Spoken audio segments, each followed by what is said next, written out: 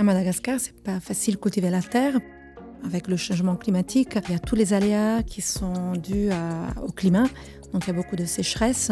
Et une autre grosse souci, c'est l'accès à la terre.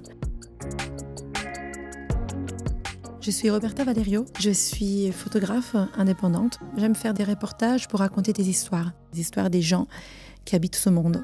Et c'est une richesse incroyable.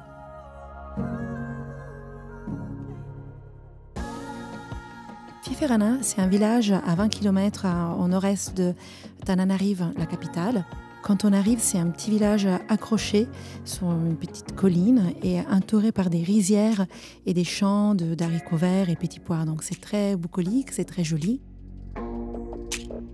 On est allé dans ce village pour rencontrer des femmes agricultrices qui font partie d'une association qui s'appelle FARM, Femmes en Action Rurale de Madagascar. C'est un mouvement de solidarité entre les femmes rurales qui luttent pour une souveraineté alimentaire et pour l'accès à la terre. Cette association offre aux femmes différentes formations sur les techniques d'agroécologie. En fait, l'idée, c'est rendre les femmes de plus en plus indépendantes et autonomes. Au Madagascar, les femmes n'ont pas forcément accès facilement au foncier, vu que, suite à un héritage, c'est les hommes qui héritent la terre. Ça, c'est une autre grande lutte de cette association, permettre aux femmes de revendiquer les terres qu'elles cultivent. Verrou fait partie du même réseau de femmes et chez elle anime des formations pour des jeunes agricultrices. On est allé chez elle et il y avait en cours une formation. Donc elle était dans son petit chalet, une petite cabane ouverte. Il y avait 4-5 jeunes filles à l'intérieur. Il y a Luna, une fille de 27 ans qui habite à la campagne. Luna a fait une première année à l'université et après s'est rendu compte que sa place était à la campagne, comme son grand-père.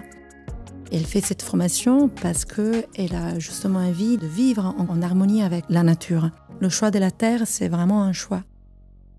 Il y a aussi Arène, une jeune fille de 15 ans. Elle, à l'opposé, elle est une fille de la ville. Elle veut être avocate, elle veut défendre la cause environnementale. Mais elle est très intéressée par cette formation parce que justement, elle se dit, moi je veux apprendre comment faire des engrais naturels, ne pas utiliser la chimie. Ça permet donc de respecter la terre et de la rendre plus fertile. Et ça, c'est très important parce que justement, c'est la nouvelle génération qui a dans les mains aussi le futur du Madagascar.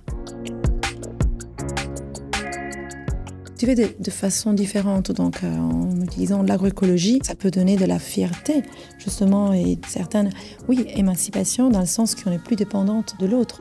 On peut maîtriser les semences, qui sont beaucoup plus résistantes, parce que justement, elles sont endémiques et beaucoup plus habituées aux aléas du territoire. Donc, dans ce sens-là, je pense que ça permet aux femmes d'avoir un rôle dans la société et de se sentir beaucoup plus fortes, sûrement.